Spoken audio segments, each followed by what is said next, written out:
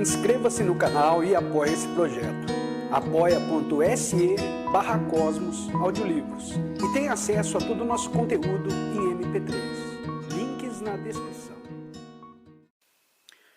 No ano de 1970, eu morava em uma casa com um quintal muito grande e, como eu gosto de animais, passei a criar algumas galinhas, um casal de gansos e um peru. Certo dia eu estava muito feliz, pois a gansa havia chocado seus ovos, trazendo à vida 6 filhotes. Uma conhecida nossa, dona do armazém, onde realizávamos nossas compras, ficou sabendo e quis ver os gansos, pois, segundo ela, eles não procriavam facilmente no cativeiro. Certo dia ela apareceu em casa e, logo ao entrar no quintal, demonstrou ser um ser apaixonado pela criação de gansos e me revelou que possuía 3 casais que nunca haviam procriado. Percebi no seu olhar e semblante uma certa indignação. Ficou algum tempo olhando para os gansos, admirando-os e elogiando a beleza de todas as aves do meu quintal. Logo depois, se despediu e partiu. No dia seguinte da sua visita, as galinhas não desceram do puleiro para se alimentarem.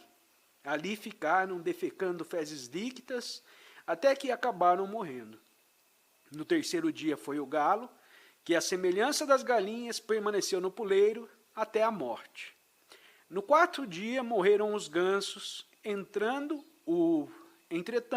o peru continuou vivo, mas apresentava sinais de que também morreria, pois já não descia do puleiro e não se alimentava. Foi quando, conversando com minha mãe, chegamos à conclusão de que aquela mulher poderia estar por trás daquelas mortes, pois nenhum remédio veterinário conseguiria curá-los. Foi então que resolvemos tentar salvar o peru magnetizando-o. Qual não foi a nossa surpresa quando, depois de algumas horas, após atuarmos sobre ele, apresentava uma visível revitalização, recuperando-se completamente ao final do dia. A ação magnética negativa emitida pela mulher enfraqueceu o fluido vital dos animais, levando-os à morte em uma sinistra sequência. Primeiramente morreram os mais fracos, no caso as galinhas, depois o galo, mais tarde os gansos, porém o peru, por apresentar uma constituição física mais forte, conseguiu resistir mais tempo até que pudesse socorrê-lo. Todos os corpos orgânicos possuem uma eletricidade chamada fluido vital. No capítulo intitulado Do Princípio Vital, de O Livro dos Espíritos, os espíritos fazem uma analogia interessante. Um aparelho elétrico, como todos os corpos da natureza, contém eletricidade em estado latente. Os fenômenos elétricos, porém, não se produzem, senão quando o fluido elétrico é posto em atividade por uma causa especial.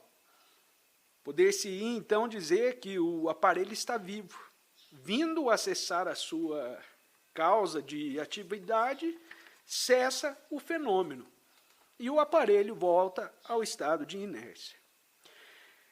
Os corpos orgânicos são assim, uma espécie de pilhas ou aparelhos elétricos, nos quais a atividade do fluido determina o fenômeno da vida. A cessação dessa atividade causa a morte. A quantidade de fluido vital não é absoluta em todos os seres orgânicos. Varia segundo as espécies e não é constante, quer em cada indivíduo, quer nos indivíduos de uma espécie.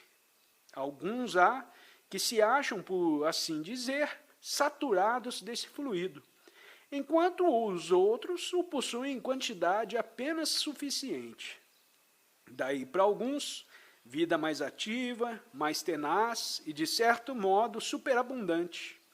A quantidade de fluido vital se esgota, pode tornar-se insuficiente para a conservação da vida, se não for renovada pela absorção e assimilação das substâncias que o contêm.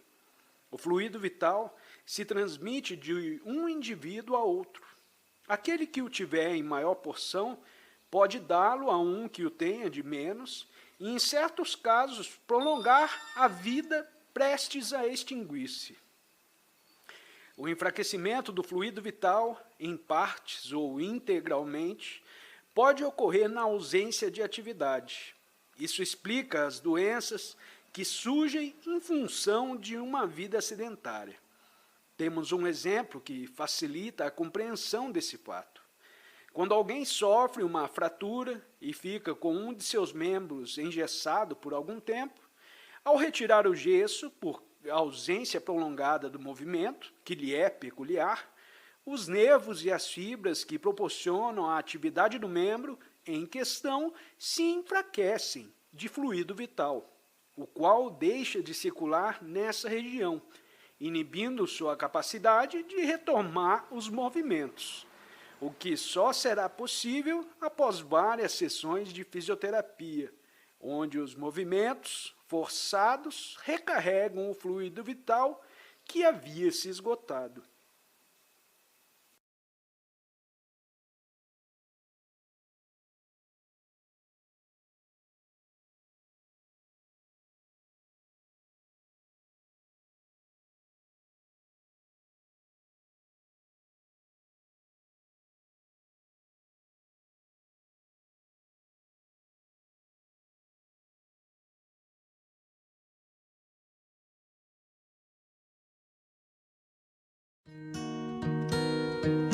Inscreva-se no canal, dê o seu joinha, compartilhe e apoie esse projeto.